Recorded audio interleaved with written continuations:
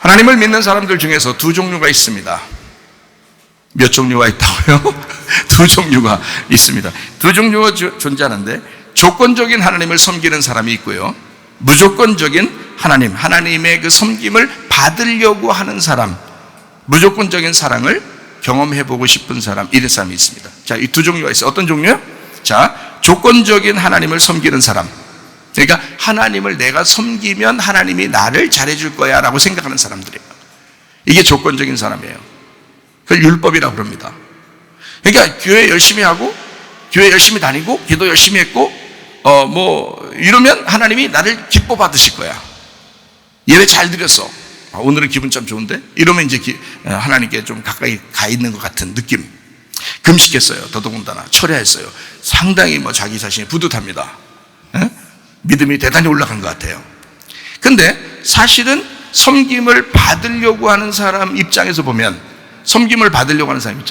사랑을 받으려고, 무조건적인 사랑, 조건이 아니고 내가 뭘 해서가 아니라 하나님이 나를 사랑해 주셔야 된다라고, 이렇게 무조건적인 이제 사랑, 다시 말하면 아버지를 인정하는 사랑이죠. 아버지를 인정하는. 그러니까 이쪽은 아버지를 인정하는 게 아니라 자기가 꼭 종 같은 거예요. 꼭 노예 같은 거예요. 그래서 열심히 하면 하나님이 좋아할 것 같고, 열심히 안 해주면 하나님이 조금 멀리할 것 같은 그런 느낌. 이게 조건적인 하나님 믿는 사람입니다. 그러나 자녀들은 그렇지 않죠. 자녀들은 뭘 하든 안 하든 그냥 부모가, 아버지가, 엄마가 좋아하는 거 아니에요. 뭘 해줘서 좋아하는 게 아니라 그냥 보면 좋은 거예요. 부모들 마음 다 그렇죠. 그만 아닌데 나는 자식들이 뭘 좀 해줘야 난 그렇게 좀 안 해주고 그러면 저런 싸가지 자식, 이렇게 계속 그렇게 생각이 들던데, 그러면 당신은 부모 교육 받으셔야 돼. 당신은 부모 교육을 아직 못 받았은 거예요. 부모가 뭔지를 모르고, 하나님 아버지가 뭔지를 모르고 살아가는 사람들이야. 뭘 모르고. 하나님 아버지가 계신 건 하나님 아버지를 깨달으라고 그러는 거 아니에요. 남편, 신랑 대신 예수님이 있는 것은 남편이 어떤 존재인지를 알으라고 남편이 있는 거 아니에요. 하는데 이 남편도 몰라, 아버지도 몰라. 그러니까 성경에서는 끊임없이 우리한테는, 야, 아버지 좀 알아라, 남편을 좀 알아라, 이거 아니에요. 근데 집에서 자기가 쳐다보는 남편, 자기가 쳐다보는 아버지는 그런 사람이 아니야. 그러니까 이게 못 배우는 거예요. 그러니까 아버지 된 사람들은 진짜 하나님 아버지의 마음을 자식들에게 보여주셔야 된다. 이게 잘 사는 아버지란 말이에요. 아버지로서 잘 사는 사람이에요. 남편으로서 내가 남편 예수라는 모습을 내가 보여줘야 된다. 이 사람이 남편으로서 잘 사는 사람이요. 그러려고 결혼하는 거예요. 그러려고 태어난 거고, 그러려고 자식 낳은 거예요. 그러니까 요거를 분명하게 알면, 자, 하나님은 나를 섬기시면서 기뻐하실까? 나한테 뭘 받아야지만이 좋아하실까? 어떤 것 같아요? 좀 이상하지, 그죠? 여러분이 생각했던 걸 바꿔야 된단 말이야. 생각을 바꿔야 해요. 주님, 나 생각을 바꿔 주시옵소서. 나 오늘부터 금식에 들어갑니다. 생각을 바꿔 야, 그냥 생각 바꿔. 그냥 그렇게 생각하지 말고 말씀 들으면, 저게 하나님 말씀이구나 하고 그냥 들으시란 말이에요. 쉽죠? 어렵지 않습니다. 우리 보고 언제 하나님이, 야, 니네 금식만 해야 돼, 그럼 난 너 좋아할 거야, 너 열심히 철회해, 그러면 내가 좋아할 거야. 언제 그럽니까 하나님이? 그렇지 않아요. 이건 율법적인 거란 말이에요. 그거는 조건적인 율법적인 거란 말이에요. 잘 몰라서 그런 거예요. 하나님은 우리를 섬기시려고, 하나님의 섬김을 우리가 받기를 원하시는 분, 그래서 무조건적으로 사랑해 주기를 원하시는 분이 우리 하나님 아버지십니다. 그러니까 요거를 조건적인 하나님을 내가 믿고 있느냐, 아니면 무조건적인 하나님을 믿고 있느냐. 자, 나는 섬기려고 하나님을 앞에 나왔느냐, 나는 섬김을 받으려고 나왔느냐. 여러분 가만히 앉았는데 말씀을 계속 섬기잖아요. 목사님이 계속 말씀을 전해주잖아요. 이 말씀으로 양식을 주고 요리를 해서 막 주는 거거든요. 이게 제가 요리해 드리는 거예요. 하나님으로부터 하나님이 요리를 해서 주시는 거예요. 여러분에게 밥을, 자녀들을 밥 먹여야 되니까, 밥 먹여야 사니까. 일주일에 한 번씩 드셔요. 그러면 안 돼, 배고파. 평일날도 그래서 말씀을 자꾸 듣고, 평일날도 자기 양식을 자꾸 삼아야 된단 말이에요. 우리 아들한테도, 야, 너 주의 동자잖아. 하나님, 그래서 너 아빠 말씀 잘 들어. 매일마다 아빠 말씀 들어. 그래, 아빠 말씀 잘 정리해. 다른 거 안 돼. 이것만 들어. 아니, 이게 뭐 고집 부리고 뭐 나만 이렇게 해서 그런 게 아니라 그래야 말씀을 알아요. 예, 성경을 이렇게 쭉 깨닫고 처음부터 끝까지 쫙 요약해야 되거든요. 이걸 알아야 돼요. 그렇지 않으면은 이게 전체적으로 창세기를 끄집어내든 요한계시록을 끄집어내든 구약과 신약을 하나님의 창고에서 막 끄집어내서 말을 할 수 있는 사람이 돼야 되죠. 그런데 그게 안 된단 말이에요. 다른 말씀들을 자꾸 들으면 쉽지 않다고요. 그래서 요걸 말씀 잘 들어라고 제가 이제 얘기를 하거든요. 특별하게. 여러분한테도 마찬가지라고.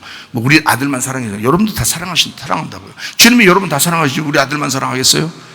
예? 저만 사랑하겠냐고. 여러분 사랑하니까 말씀을 이렇게 얘기해 주는 거예요. 말씀을 들어라. 어떤 하나님을 믿고 있느냐, 여러분은?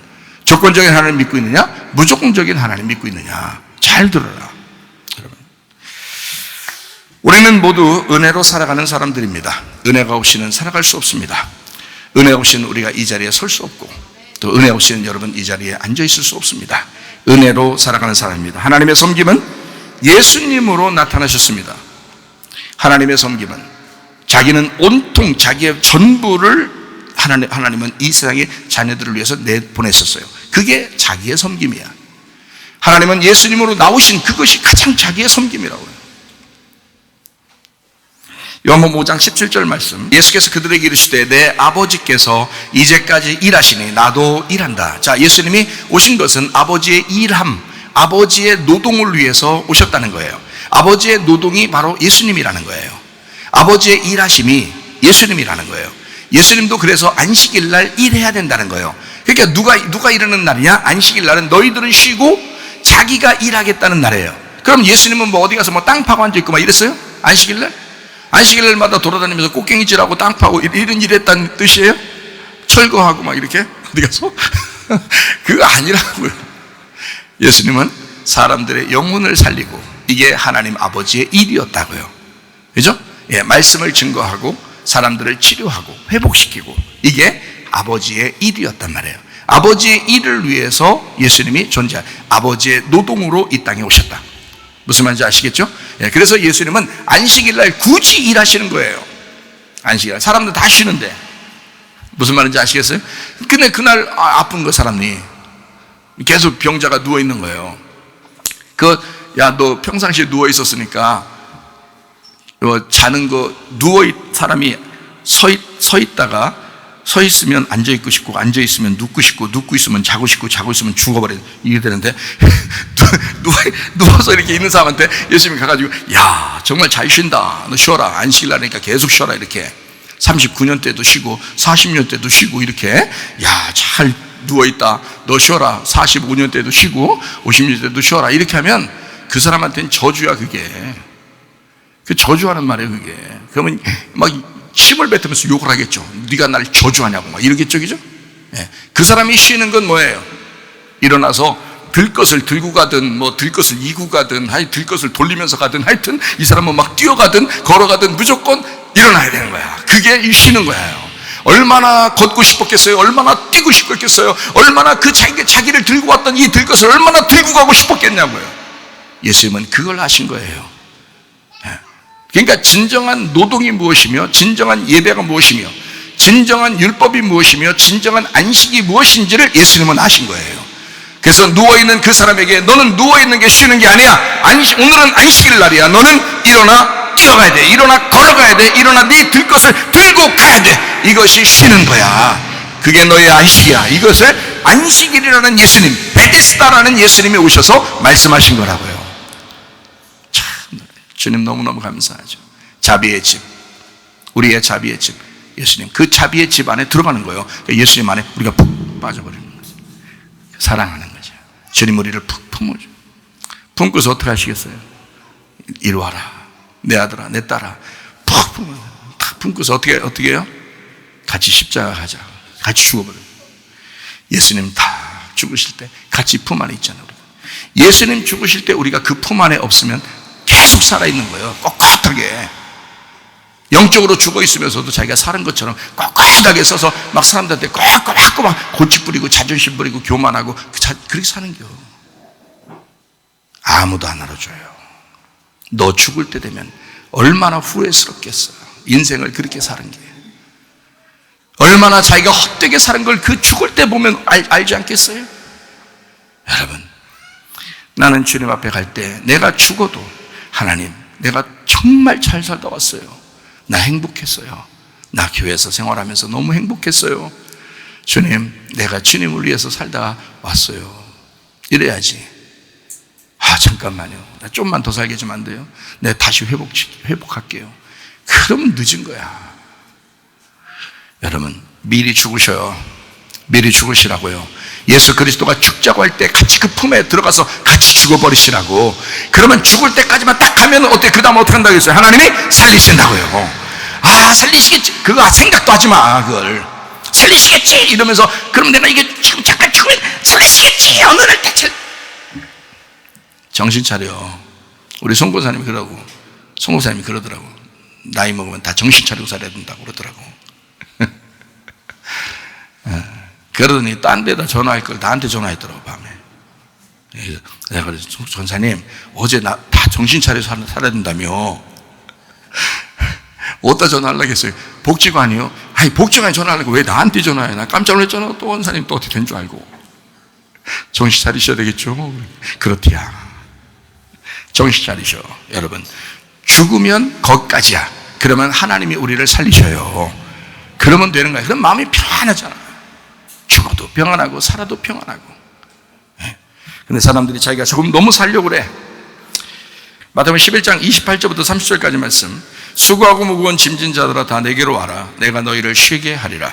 나는 마음이 온유하고 겸손하니 나의 멍에를 메고 내게 배우라. 그리하면 너희 마음이 쉼을 얻으리니 이는 내 멍에는 쉽고 내 짐은 가벼움이라 하시니라. 자, 진짜 가벼워서 그럴까요? 진짜 쉬워서 그럴까요? 아니에요. 주의 일은 힘듭니다. 힘들지만 쉽다는 거예요. 왜? 주님이 함께 하시니까. 주님이 일하시니까. 그럼 우리는 어떻게 해야 돼? 주님께 내 모든 걸 맡기는 거예요. 기도로 맡기는 거예요. 그러면 주님이 일하시는 거예요. 그러면 쉽다는 거죠. 내가 열심히 그 예수님의 일을 내가 하려고 그러면 너무 힘든 거죠. 근데 예수님이 내 일을 맡아주시면 그러면 쉬워지는 거예요. 그래서 쉽다고 하는 거예요. 예수님이 하시겠다니까. 내가 너를 섬겨줄게. 그러면 쉬울 거야. 근데 왜 자꾸 네가 하려고 그래? 그건 힘들 거야. 이렇게 되는 거죠. 그러니까 그렇게 힘들잖아? 나한테 와. 내가 다 해줄게. 그래서 말씀으로 돌아오시면 그 말씀 안에서 여러분이 더 쉼을 얻을 수가 있습니다. 또 쉽게 일이 이루어집니다. 이상하게. 어렵게 되던 것도 갑자기 쉬워질 수가 있습니다. 그렇게 일이 되면 좋죠. 우리가 하는 노력으로는 하나님을 만날 수가 없습니다. 우리가 노력한다고 만나는 게 아니고 무조건적인 아가페 사랑으로 그 아들 예수님이 이 땅에 오셔서 우리를 만나 주시면 만나는 겁니다. 38년 된 병자는 예수님이 올 때까지는 계속 누워 있었어요. 자기가 누구를 만나고 싶고 누구를 찾아가고 싶고 해도 못 만났어요. 할 수가 없으니까. 주님이 찾아오셔야 되는 거예요. 베데스다 연못에 어쨌든 이 사람은 베데스다 연못을 떠나지 않았습니다. 계속 그 가운데 있었어요. 여러분, 우리 교회에 이 자비의 집에 하나님 말씀이 있는, 물이 있는 이곳에, 물이 동하는 이곳에 여러분 계속 있다 보면 우리 주님께서 여러분을 찾아오시는 날이 옵니다. 하나님 말씀으로 여러분에게 찾아오시는 그 시간이 있습니다. 그때 주님을 만나면 해결되는 거예요. 그때 주님을 만나면 모든 게 이제까지 38년 동안에 그 누워있던 그 고통이 다 사라지는 거예요. 한꺼번에 사라지는 거예요. 여러분 힘들죠? 어렵죠? 수고하고 무거운 짐을 지고 가고 있죠? 그러나 주님 만나면 해결될 줄로 믿습니다. 인자가 온 것은 섬김을 받으려 함이 아니라 도리어 섬기려 하고 자기 목숨을 많은 사람의 대속물로 주려 함이니라. 마가복음 10장 45절의 말씀입니다. 인자가 온 것은 섬김을 받으려 함이 아니라 도리어 섬기려 하고 자기 목숨을 많은 사람의 대속물로 주려 함이니라. 요한복음 5장 14절 말씀. 그 후에 예수께서 성전에서 그 사람을 만나 이르되 보라, 네가 나았으니 더 심한 것이 생기지 않게 다시는 죄를 범하지 마라. 이렇게 했습니다. 자, 이 사람이 그러니까 쉬지 못했고 어려웠던 이 모든 것들은, 그렇게 병나서 누워있을 수밖에 없었던 원인은 무엇일까요? 죄였습니다. 그게 죄였어요. 그러니까 여러분이 생각할 때, 나 지난번에 어떤 죄 졌는데 그것 때문에 우리 집이 이렇게 된 거 아니야? 그것 때문에 또 이렇게 아픈 거 아니야 내가? 그것 때문에 뭐가 껴가지고 그런 거지, 뭔가 이렇게 이상하게 잘 안 되는 거 아니야? 주님이 그러시겠어요? 주님이 그런 식으로 하겠어요? 아니죠. 네가 38년 동안 이게 광야 가운데 누워있고 거기서 예수님을 만나는 게 아니라 이 물 속에 들어가려고 했던 그 자체가 죄라는 거예요. 자, 38년 동안 거기 누워있는 사람이 뭔 죄를 졌겠어요? 여러분 생각을 해보시라고 한번. 아니 열심히 금식하거나 철회하지 말고 생각을 하라 했잖아요. 38년 동안 이 사람이 거기 누워있어요. 옆에 누워있어요. 그것도 베데스다 연못이요. 해마다 그 기적이 일어나는 그 장소야. 거기에 쭉 누워있는데 뭔 죄를 졌겠어 거기 누워서. 38년 동안, 아니 40년 50년 지나도 그 사람이 뭔 죄를 짓고 돌아다니고 있어요. 누워서. 생각해 보세요. 가만히 생각해보니까 그렇죠? 생각을 해보면 이해가 되는 거란 말이에요. 생각을 해보면. 생각을 안 해. 생각도 안 하고 그냥 성경도 피지도 않고 덮어놓고 믿어. 이게 덮어놓고 믿는 게 아니라 피고 믿고 말이에요. 그리고 생각 좀 하고 믿어요. 생각도 안 하고 믿고 그렇게 하면 되냐고 생각을 해봐야 될 거 아니에요. 이 38년 된 병자의 죄는 뭐였다고요? 예수 못 만난 게 죄란 말이에요. 예수를 못 만나고 베데스다 연못에 들어가려고 했던 그게 죄란 말이에요. 예수 만나는 게 의로운 거예요. 예수 만나는 게 죄가 사함받는 거예요. 예수 만나면 해결되는 것입니다. 다른 게 없어요. 교회 나왔다고 해서 여러분 교회 나왔는데 오히려 죄인일 수 있다. 왜요? 예수 만날 예수 중심의 사람이 아니라 자기 중심의 사람이면서 여전히 예배를 드리고 있는 거. 베데스다 연못에는 나와 있지만 예수를 못 만난 거, 그게 죄라고요. 그러니까 주님께서 이렇게 말씀하시죠. 다시는 죄를 범치 마라. 다시는 죄를 범치 마라. 이렇게 되지 않도록 다시는 죄를 범치 마라. 다시 말하면 베데스다 연못의 내용이 누구인지를 깨닫고 살아라. 교회 나온 이유를 알고 예배드리라 이거야. 예배 이유를 알고 예배드리라 이거야. 영과 진리로 예배드려야 된다 이거야. 거기에 하나님은 찾으시느니라. 네가 예배를 찾으러 가는 게 아니야. 네가 하나님 찾으러 돌아다니는 게 아니야. 네가 하나님을 찾으러 돌아다니는 게 그게 죄야. 하나님이 여러분을 찾아오셔야 되는 거예요. 영과 진리로 예배 드린 자를 우리 하나님은 찾으시느니라. 요한복음 4장에 말씀하는 것입니다. 영과 진리로 예배하는 자를 우리 하나님은 찾으시느니라. 우리가 찾는 거 대단한 거 같죠 여러분? 그렇지 않아요. 그게 오히려 죄가 될 수 있다고. 주님은 네가 이토록 38년 동안 여기에 있었지만 이 자비의 집은 너를 자비를 베풀려고 있는 예수 그리스도를 소개하려고 한 거야. 그러니까 내가 이 장소에 왔지. 사마리아 여자는 우물가에 예수님이 찾아갔죠. 우물이 그를 구원했어요. 계속 물 들어갔었는데 우물이 그 여자를 구원했냐고? 아니라고요. 예수가 만나니까 구원받는 거예요. 예수가 만나니까. 여러분 교회 계속 왔다고요? 말씀 계속 듣는다고요? 우물물을 계속 듣는다고요? 구원 있습니까? 그게 아니에요. 예수가 여러분을 찾으셔야 된다고. 예수가 여러분을 찾으셔야 된다고. 그런 예배를 드리셔야 된다고. 영과 진리의 예배를 드리셔야 합니다. 요한복음 5장의 베데스다, 자비의 집이라는 이름을 가졌지만 자비가 없는 곳. 1등으로 들어가려는 치열한 경쟁만 있던 구약의 베데스다가 있었습니다. 1등만 낳는, 1등만 기억하는 이 더러운 세상. 뭐 그러대. 요즘 이름값 못하고 경쟁만 하는 신앙인들이 많습니다. 이름값 못하고 경쟁만 하는 교회들도 많습니다. 교회 사람이 얼마나, 응? 뭐 우리 교회는 얼마나 크네. 뭔데 그게? 그게 뭔데? 진짜 예수 만난 사람이 몇 명인가? 진짜 예수 만난 사람이 있는가? 지도자는 헷갈리지 아니하고 이 시대에 진짜 예수를 만난 사람인가? 그게 중요한 거예요. 38년이나 누워서 힘들게 살아온 사람입니다. 나았다는 소식을 들었으면 사람들은 박수치면서 환호하고 환영해도 부족한데 교리에 사로잡혀서 이웃을 판단하고 아픔과 기쁨을 공감하지 못하는 사람들도 많습니다. 누가 잘됐다 그러면, 누가 자기보다 훌륭하다고 누가 그러면 좀 칭찬해 주면 안 돼요? 근데 그걸 그렇게 못마땅하게 생각해. 그걸 기분 나쁘게 생각해. 사촌이 땅을 사면 기분이 좋아야 되는데 사촌이 땅을 사면 왠지 배가 아파. 소화제 먹어야 돼. 그런 사람들이 많습니다. 아무도 공감하지 않는 그 자리에 예수님이 찾아오셨습니다. 2번씩이나. 예수님은요, 한 번 만나서 자기를 몰라보면 두 번째 만나서라도 자기를 소개하고 싶어 하십니다. 여러분, 교회 몇 번 왔어요? 이제 알 때도 됐지 않나? 꼭 그런 사람들에게 예수님이 찾아오십니다. 아무도 공감해 주지 않는 외로운, 슬픈, 괴로운 그런 사람들, 고통 가운데 있는 혼자 눈물을 훔치는 그 사람들에게 우리 주님은 찾아오십니다. 38년 동안 얼마나 힘들었겠어요? 얼마나 괴로웠겠어요? 우리가 상상할 수 없는 그런 사람입니다.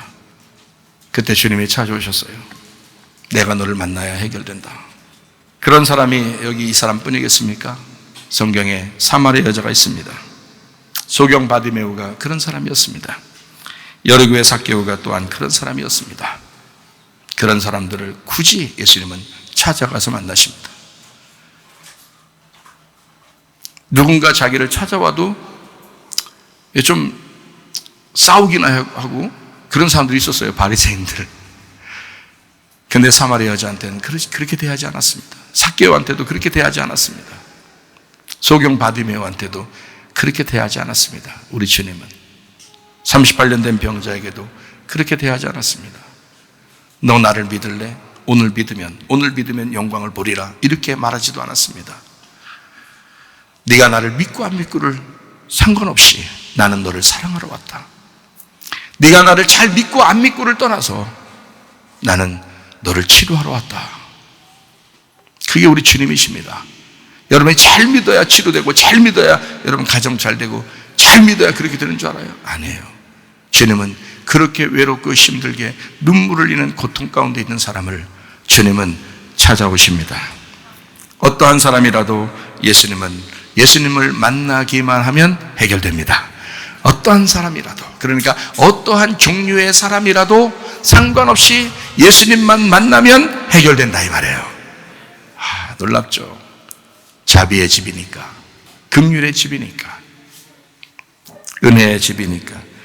그러나 예수님을 잘 알지 못하면 사람들이 조건적인 신앙을 갖게 되고, 조건적인 신앙을 갖게 되면 귀한 것을 귀한 줄 모르고 감사해야 할 때 감사를 모르게 됩니다.